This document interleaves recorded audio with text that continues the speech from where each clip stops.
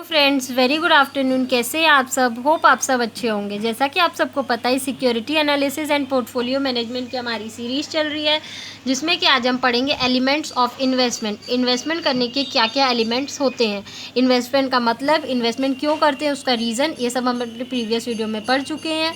तो इसमें आज हम देखते हैं कि इन्वेस्टमेंट करने के क्या क्या एलिमेंट्स होते हैं। तो इसमें देखिए, फर्स्ट होता है आपका return. It is a motivating force behind every investment. कोई भी इन्वेस्टमेंट क्यों करता है? क्योंकि वो उसके बदले उसको रिटर्न मिलता है। It is the reward which an investor expects for parting with his money and for taking risk. जब भी कोई इन्वेस्टर होता है, वो क्या करता है? रिस्क लेता है। ठीक है, अपना पैसा कहीं इन्वेस्ट करता है तो वो रिस्क ही लेता है।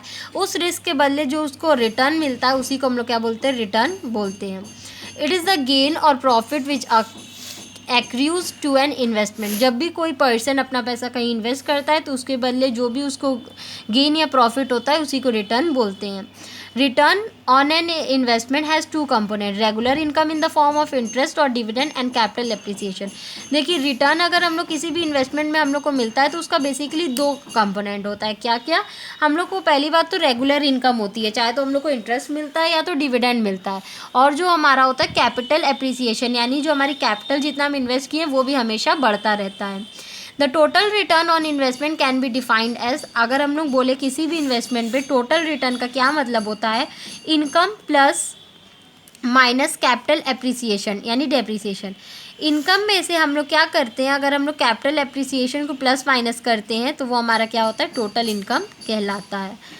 नेक्स्ट देखिए, जो एलिमेंट होता है इन्वेस्टमेंट का, वो होता है रिस्क। रिस्क मतलब it is the variability in the returns due to happening of certain event. अगर कोई अचानक से कुछ ऐसी दुर्घटना हो जाती है जिसके वजह से हमें लॉस सहना पड़ता है, तो उसी को हम लोग क्या बोलते हैं? रिस्क बोलते हैं। It arises when there is a chance that N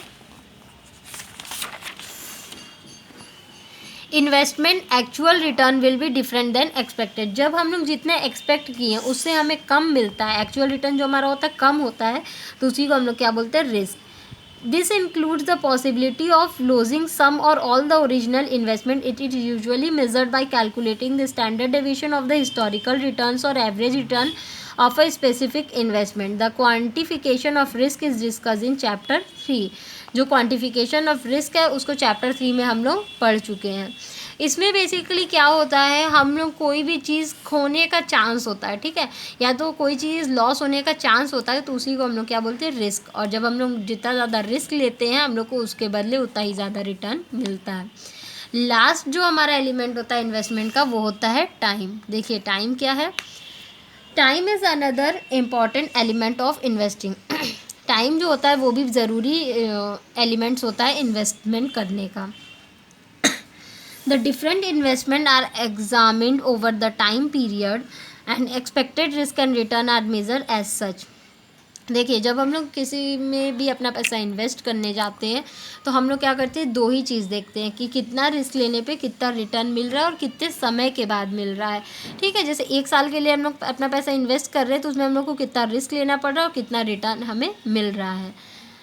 the factors like the time period of investment, the time spent on the investment, the timing of revision on the investment, time when the money is needed will dramatically affect the investment vehicle, and so does the risk and return.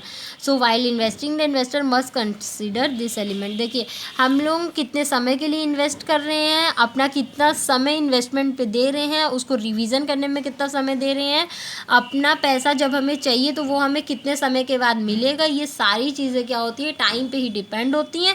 इसलिए जो भी investor जो है अपना पैसा अगर कहीं invest करने जा रहा है तो उसको ये तीनों एलिमेंट्स को कंसीडर करना बहुत ही ज़्यादा ज़रूरी होता है। होप आपको ये वीडियो समझ में आया होगा। अगर फिर भी कहीं किसी को कोई प्रॉब्लम हो तो आप मुझे कमेंट सेक्शन में कमेंट करके पूछ सकते हैं। Thank you so much. Please like, subscribe and share my channel. किसी को भी नोट्स चाहिए तो मेरा डिस्क्रिप्शन बॉक्स चेक कर सकता है। Thank you.